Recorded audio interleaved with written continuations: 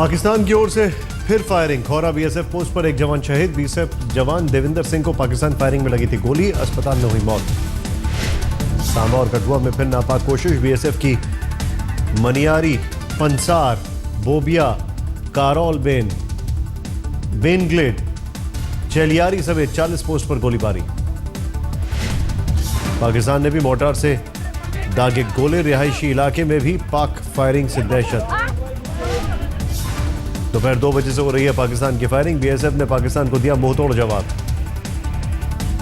कि डिस्टर्बेंस पैदा की जाए, बॉर्डर इलाके में दहशत पैदा की जाए, और ये भी हो सकता है कि मौके की ताक में हो पाकिस्तान के किसी इन्फिल्ट्रेशन की कोशिश की जाए। ओबामा दौरे से पहले बड़े आतंकी हमले की साजिश रच रहा है आईएसआई। हाफिज सईद की मदद से नापाक इरादों को अंजाम दे सकती है पाकिस्तानी खुफिया एजेंसी। खुफिया सूत्रों के हवाले से खबर, अर्निया के सेना कैंप जैसे हमले को अंजाम देने की फिराक में है आईएसआई। सियालकोट में कैंप कर रहे हैं 50 से 60 आतंकी। कठुआ, सांबा और हीरानगर से हो सकती है घुसपैठ की कोशिश। लश्कर के आतंकियों की गतिविधियों को ट्रैक कर रहा है आईएसआई। आतंक के सौदागरों को दिए गए हैं जीपीआरएस। आतंकियों की घुसपैठ के लिए 6 से 7 लॉन्चिंग पैड बनाए जाने की खबर। सरहद पर नजर आया आतंक का सौदागर हाफिज सईद, खुफिया सूत्रों की खबर। सांवा सेक्टर के उस पार शकरगढ़ में देखा गया मुंबई हमलों का मास्टरमाइंड हाफिज सईद। घुसपैठ की ताक में बैठे आतंकियों के बीच दिखा। खुफिया सूत्रों के मुताबिक पाक रेंजर्स की गोलीबारी के बीच सरहद पार देखा गया मोस्ट वांटेड आतंकी। That only proves what we are claiming, that there is an attempt of pushing unwanted elements across the line of control, और उसका कवर फायरिंग से होता है। पाकिस्तान के एक और झूठ का पर्दाफाश। जम्मू के सांवा सेक्टर में सीमा पार से घुसपैठ की कोशिश का हुआ भंडाफोड़। आज तक के पास पाकिस्तानी घुसपैठ का एक्सक्लूसिव वीडियो। आईबी के कैमरे में कैद हुई थी घुसपैठ की तस्वीर। पोरबंदर बोट मामले पर रक्षा मंत्री का बड़ा बयान। बोले संदिग्ध आतंकवादी कार्रवाई लगती है, सामान्य रास्ते पर नहीं थी नाव। Important aspect that number one, the location is not normal sea route or normal route for the fishing boats. रक्षा मंत्री ने तस्करी के मामले से भी किया इनकार। कहा स्मगलर भी कर सकते थे सरेंडर, पाकिस्तानी एजेंसी के संपर्क में क्यों होते। A normal boat, even carrying some drug, can throw away the drug and surrender. No one is going to be killing himself unless you are motivated enough to do that. रक्षा मंत्री ने कहा coast guard ने 12 से 14 घंटे तक किया संदिग्ध नाव का पीछा। मनोहर पारिकर ने दूसरी बोट की भी मानी बात।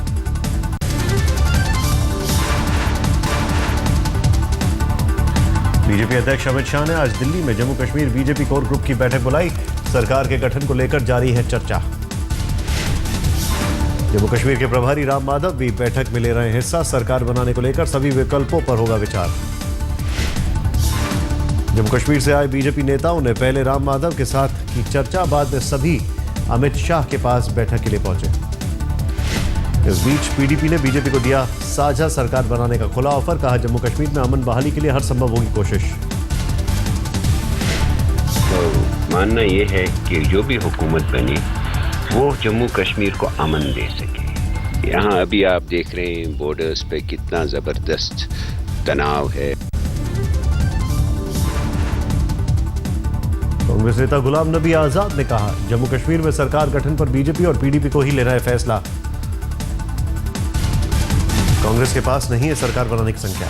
गुलाम नबी आजाद ने यह भी कहा कांग्रेस सिर्फ किसी को समर्थन दे सकती है और यह पहल हम कर चुके हैं। कांग्रेस ने काले धन को लेकर मोदी सरकार पर फिर बोला हल्ला। दिल्ली में किया प्रदर्शन।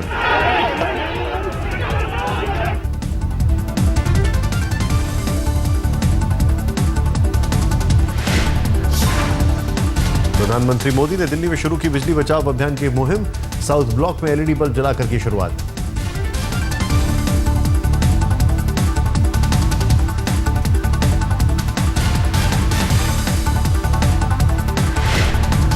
सभी सरकारी दफ्तरों में लगेंगे एलईडी बल्ब, कम बिजली की खपत में सामान्य बल्ब से मिलेगी ज्यादा रोशनी।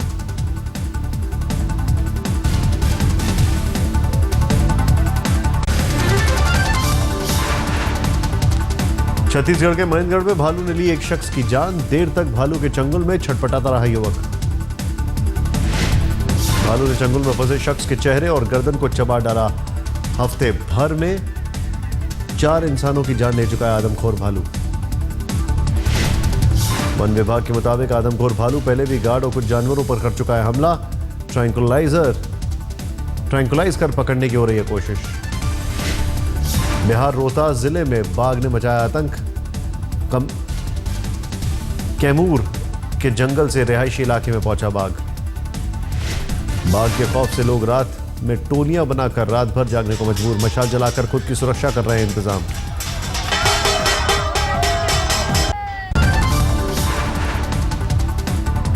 बिहार के मुख्यमंत्री जितन राम मांझी पर जूता फेंकने की कोशिश। पटना में जनता दरबार के दौरान घटी घटना, पुलिस ने आरोपी को हिरासत में लिया।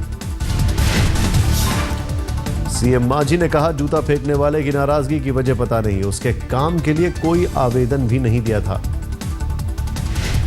हम भी तो वही अभी पूछ रहे हैं लोगों से कि भाई वो एप्लीकेशन कुछ दिया था क्या, तो नहीं, उसका एप्लीकेशन मेरे पास नहीं आया। पुलिस के मुताबिक छपरा के रहने वाले अमितोष ने फेंका था सीएम मांझी पर जूता। जांच में जुटाई जा रही है पूरी जानकारी। कुछ जनता दरबार में हंगामा करने की कोशिश की थी, उसको भी थाना ले जाया गया। कई मामले की जांच शुरू कर। तृणमूल सांसद अभिषेक बैनर्जी को थप्पड़ मारने की घटना पर बवाल। पश्चिम बंगाल के कई शहरों में पार्टी कार्यकर्ताओं का प्रदर्शन। ममता बनर्जी के भतीजे अभिषेक को थप्पड़ मारने की घटना पर तृणमूल समर्थक नाराज। चांदीपुर थाने में जमकर मचा उत्पात। अभिषेक को थप्पड़ मारने वाले युवक को टीएमसी कार्यकर्ताओं ने मार मार कर किया अधमरा। अस्पताल में भर्ती युवक की हालत नाजुक। अभिषेक को थप्पड़ मारने वाले आरोपी युवक दुर्गापुर इंजीनियरिंग कॉलेज का छात्र, खुद को योग गुरु बाबा रामदेव का बताता है अनुयायी। ममता बनर्जी के भतीजे और टीएमसी सांसद अभिषेक पूर्वी मिदनापुर में एक सभा में दे रहे थे भाषण। युवक ने अचानक मंच पर जाकर जड़ा थप्पड़।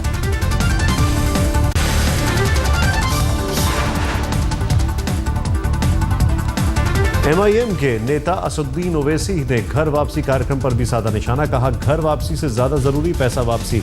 का सच्चाई यही, हर शख्स होता है जनजात मुस्लिम।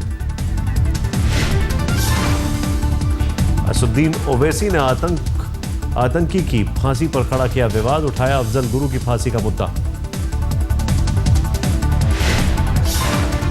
ओवैसी ने कहा, अफजल गुरु को फांसी पर लटका दिया गया, लेकिन राजीव गांधी के हत्यारों को नहीं दी गई फांसी। Why wasn't he given that capital punishment? And why was only Afzal Guru taken first? So this is what I'm saying. You see, this is the hypocrisy, duplicity in approach that has to be exposed. JDU ने ओवैसी के बयान को बताया गैर जरूरी। कहा, तूल देने की जरूरत नहीं। को पूरी तरह से इग्नोर कर देना चाहिए। ऐसे लोग जो हैं वो बयान इसलिए देते हैं कि इन्हें इसकी पब्लिसिटी मिले।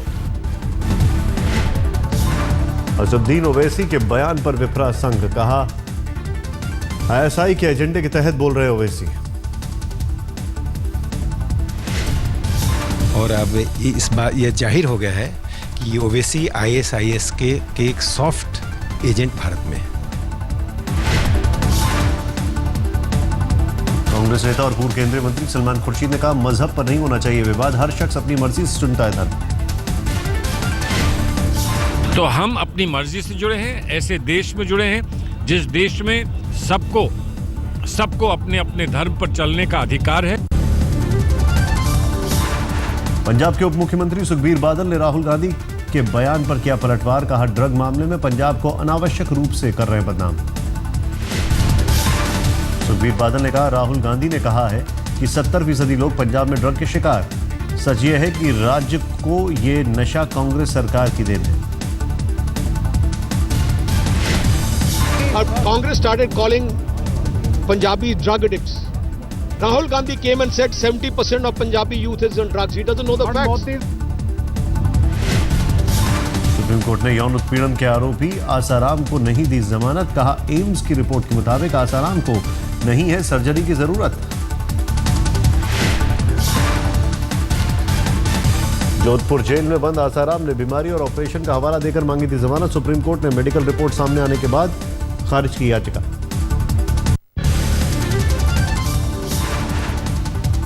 पंजाब के होशियारपुर में हॉरर किलिंग का सनसनीखेज मामला। प्रेम विवाह करने वाले जोड़े की घर में घुसकर हत्या। हाईकोर्ट के आदेश के बाद भी प्रेमी जोड़े को पुलिस से नहीं मिली सुरक्षा। प्रेमी जोड़े ने 3 महीने पहले रचाई थी शादी। यूपी के बलिया में थाने से हत्या के आरोपी के फरार होने पर ग्रामीणों का फूटा गुस्सा। थाने पर जमकर किया पथराव में एक महिला समेत 4 पुलिसकर्मी घायल। भीड़ को काबू में करने के लिए पुलिस ने हवा में की फायरिंग। ग्रामीणों ने पुलिस पर आरोपी को पैसे देकर छोड़ने का लगाया आरोप। एसपी के मुताबिक शौच का बहाना बनाकर फरार हुआ।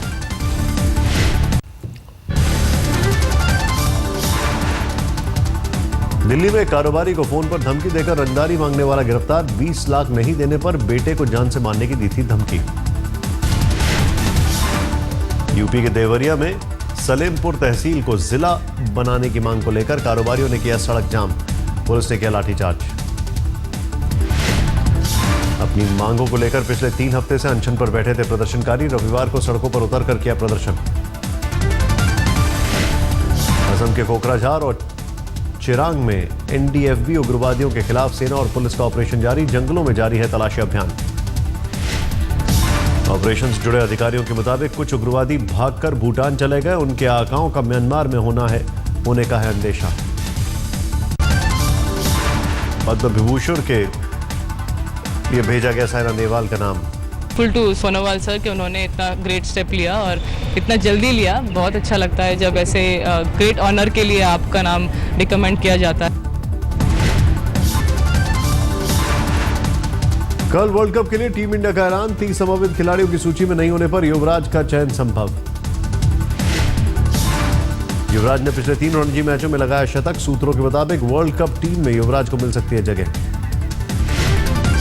टोटल रविंद्र जडेजा को लेकर सस्पेंस बरकरार। कल वर्ल्ड कप के साथ ऑस्ट्रेलिया में ट्राई सीरीज के लिए भी टीम का ऐलान। 2011 वर्ल्ड कप में टीम इंडिया के सबसे बड़े स्टार बनकर उभरे थे युवराज। खिताब दिलाने में निभाई थी अहम भूमिका। पिछले वर्ल्ड कप में 4 मैचों में मैन ऑफ द मैच रहे थे युवराज। टूर्नामेंट में 362 रन बनाने के साथ 15 विकेट भी झटके थे। कोहली को भी नहीं थी धोनी के संन्यास की जानकारी। कप्तान बोले किसी को नहीं थी भनक। कल से शुरू हो रहे टेस्ट पर कहा नए अध्याय की शुरुआत होगी। कल से सिडनी में ऑस्ट्रेलिया के खिलाफ सीरीज का चौथा और आखिरी टेस्ट। टीम इंडिया के लिए लाज बचाने का आखिरी मौका। सिडनी टेस्ट में सुरेश रैना के खेलने के संकेत। केएल राहुल को मिल सकता है एक और मौका। नए कप्तान विराट कोहली के साथ टीम इंडिया ने नेट में जमकर बहाया पसीना। भुवनेश्वर की फिटनेस पर सस्पेंस बरकरार।